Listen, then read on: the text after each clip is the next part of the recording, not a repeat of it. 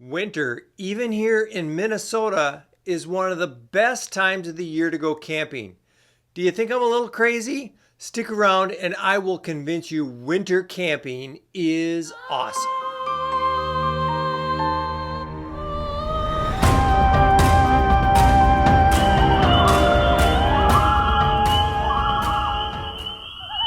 Hello friends, my name is Jeremy with Midwest Backpacker. Hey, if you like backpacking, camping, outdoor adventure, and gear videos, that is what this channel is all about.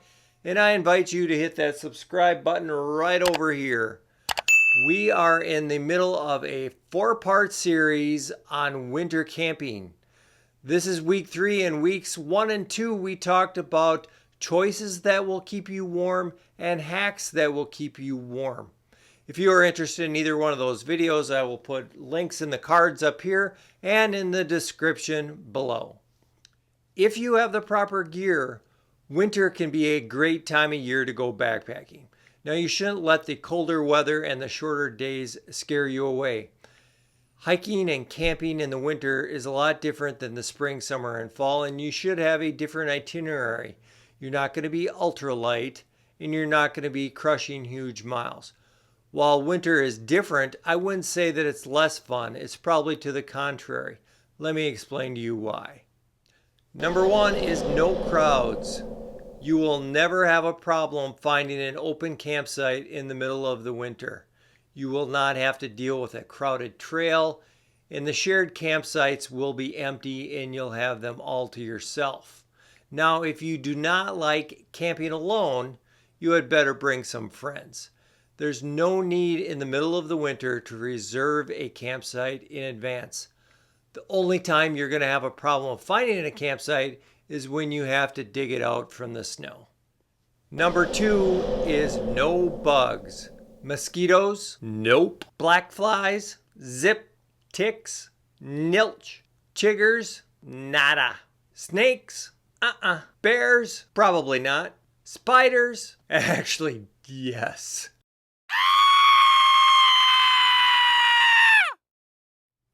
Number 3 is no mud. That's right, in a sub-freezing climate, all the mud is frozen. No mud on the trail, no mud in your campsite. Now, if you don't clear the snow out from around your fire ring, it could get a little sloppy, but stoke that sucker up, baby. Let's go. Be careful, because when it refreezes in the morning, it could be a little slick. Number 4 is more camp time. So if you do not like crushing miles like I do sometimes, winter is your time. Sometimes the trails can be slick, deep snow, there are shorter days, you need more time to set up camp and to gather firewood. So all of that means less time on the trail and more time in camp. In the winter, we often do shorter hikes in. And oftentimes we will set up camp and stay at the same camp for 2 nights in a row.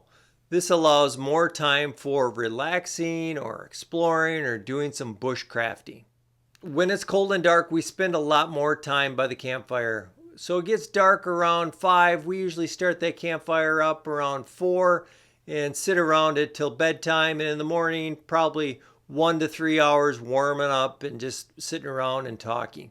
Now, when we were camping at negative 47 degrees, we were either sitting by the campfire or gathering wood the entire time.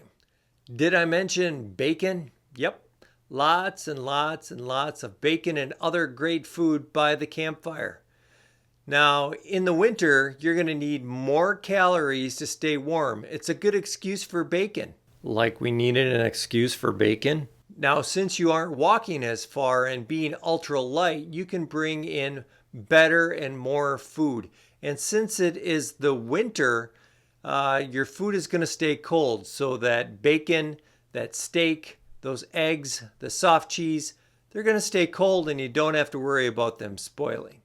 Sitting around a campfire, BSing and eating with a bunch of guys is some of my favorite memories while camping. Sitting solo by a campfire is also right up there. It's just you, the fire, the cold, the darkness. But be careful, because when you are solo camping in the winter, it can get really quiet. and there's no leaves on the trees making noise. The snow is covering the ground, so there aren't any leaves blowing around. So it can get spooky, it can get super quiet, and the only thing making noise is the boogeyman. So even for experienced solo backpackers and campers like myself, when you're camping in the middle of the winter and you're by a campfire all by yourself, it can get a little spooky. Now, when you wake up in the morning, there's something strangely satisfying about building a campfire and sitting there by yourself. I don't know if it's just that you appreciate the heat or that you survived the cold winter night, but it's pretty awesome. Number 5 is it is beautiful.